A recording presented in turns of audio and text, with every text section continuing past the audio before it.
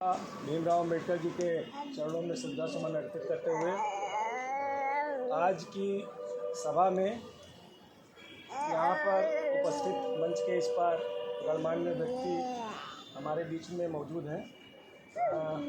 आदरणीय जीएम लालता प्रसाद सोनकर जी, हमारे पूर्व अध्यक्ष माननीय नीलेश सोनकर जी, वरिष्ठ उपाध्यक्ष प्रदीप गैलेक्सी जी और सभी लोगों की काफ़ी मदद कर चुके भाई डॉक्टर आलोक सोनकर जी, जो लोग बंधु हॉस्पिटल में हैं ऑर्थोपेड में, और हमारे सीनियर मैनेजर ओरिएंटल इंश्योरेंस के हमारे बचपन के मित्र भाई रामनरेश सोनकर जी, और हमारे बीच में मौजूद हैं हमारे माननीय डीके सोनकर साहब, जो एक्शियन से रिटायर हुए हैं अभी 29 तारीख को, और हमारे बहनोई भी मंच में विराजमान हैं। और हमारे बीच में एक हस्ती और भी मौजूद है जो समाज का गौरव है, गल्ला मंडी के नवीन गल्ला मंडी के अध्यक्ष हैं भाई रिंकू सोनकर जी।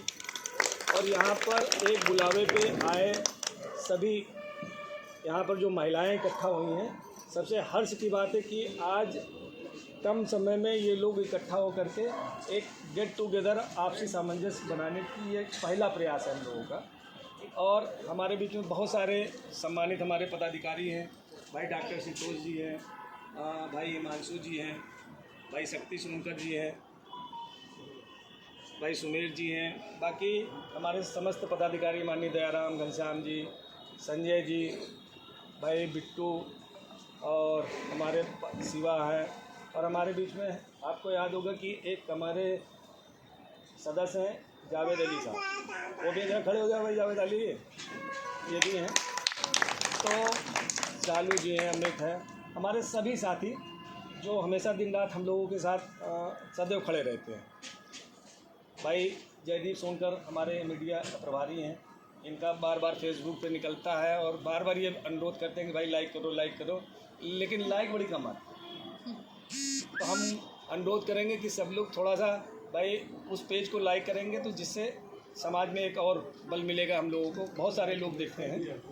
हमारे बीच में अशोक भैया हैं। दोस्तों, आज मीटिंग का आयोजन था हमारा दो पर्पस। एक पर्पस तो हमारा ये था कि 14 अप्रैल की तैयारी के लिए हम लोग कुछ वार्तालाप करेंगे और इसके बारे में बहुत सारे लोगों ने चर्चा भी की। दूसरी बात, ये कार्यक्रम महिलाओं को इकट्ठा करके आपसी सामंजस्य बनाने की। क्या होता है, ये लोग तो शादी विवाह में आते हैं, खाए पिए व्यवहार दिए चले गए। कम से कम एक दूसरे का फ़ोन नंबर ले लेंगे, एक दूसरे से बात करेंगे तो आपसी सामंजस्य बनेगा, जिससे एक बार में कहीं भी कोई कार्यक्रम होगा, कोई दुख सुख होगा तो 50 औरतें आप लोग मिल करके खड़े होंगे। और जब औरतें खड़ी होंगी तो स्वाभाविक से पीछे पीछे आदमी भी बंधा रहेगा, वो भी खड़ा होगा। तो मेरा आज ये कहना है कि 14 अप्रैल हम लोगों को क्यों मनाना चाहिए। 14 अप्रैल हम लोगों को इसलिए मनाना चाहिए कि आज जो कुछ है, हम लोग ये अच्छा कपड़ा पहन रहे हैं, अच्छी अच्छी जगह पे हैं, हम लोग अच्छे अच्छे वर्क कर रहे हैं। आज से 50 साल, 60 साल पहले, 70 साल पहले हमारी स्थिति क्या थी। हमारे बाप दादा थे क्या भाई, वही सब्जी लगाते थे, शुगर का काम कारोबार था, कुछ थोड़े बहुत 19-20 जो आगे बढ़े होंगे। लेकिन ये डेवलपमेंट शुरू हुआ बाबा अम्बेडकर साहब के संविधान में दिए गए अधिकार से। उन अधिकारों की वजह से हमारे लोग अच्छी अच्छी पोस्टों पे पहुँचे। उन पोस्टों की बदौलत ही आज कोई IAS हो गया, कोई IPS हो गया, कोई इंस्पेक्टर हो गया। आप देखो, डेवलपमेंट वहीं से लोगों के घर का विकास हुआ, वहीं से परिवार का भी विकास हुआ। नहीं तो इसके पहले भी हम लोग थे, कितने लोग थे, जगह जगह हम लोगों का समुदाय था, लेकिन हम लोगों की कोई उपलब्धि नहीं। आज हम लोगों की समाज की एक पहचान बन के रहेगी कि हिंदू मुसलमान दंगे में हम सिर्फ एक हिंदू के नाते पहचाने जाते, इकट्ठर हिंदूवादी। नाम हमें भले दिया जाए, लेकिन हम आखिर में हैं दलित, और दलितों से ऊपर आज भी हमें कोई अधिकार दिया नहीं जाता। मैं आज फिर बता दूं कि अगर बाबा अम्बेडकर साहब ने संविधान में ये सुविधा न दी होती तो आज हमारे बीच में कोई विधायक, कोई MP नहीं होता। और अगर जो भी जीत के आते हैं वो सिर्फ सुरक्षित सीट से आते हैं, कोई जनरल सीट से विधायक MP बन के नहीं आता हमारे समाज का।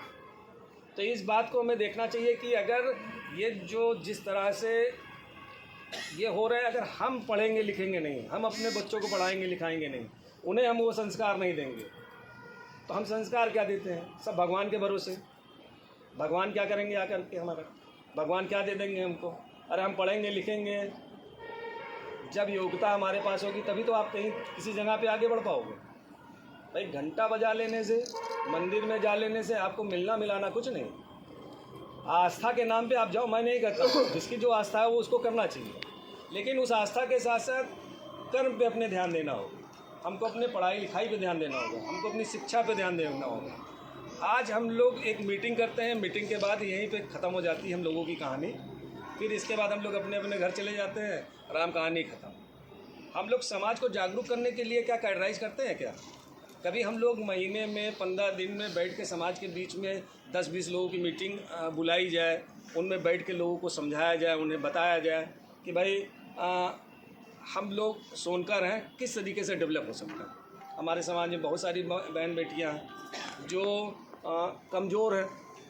आज हमारे समाज में बच्चों की जो शिक्षा का हम लोग जो एक कार्यक्रम चलाते हैं, भाई शक्ति जी वगैरह तो शुरुआत करने वाले लोग हैं, ये हम तो बाद में आए, लेकिन हमें जो समझ में आया कि एक एजुकेशन का जो फॉर्मेट आप लोगों ने लिया था, ये एक बड़ी चीज़ थी। हम लोग अगर लोगों को जोड़ पाए, मैं तो बहुत ज़्यादा बड़ी बात नहीं कहता हूँ, अगर हमारे समाज के लोग ये सोच लें कि हमें 20 रुपए की चाय में, कोई हमारा बिरादरी का बंदा आ गया और मैंने चाय पिला दिया, अगर डेली 20 रुपया अगर हम 500 आदमी से ले पाएँ, वो दे सकता है, लेकिन आपके चंदा के नाम पे वो नहीं देता।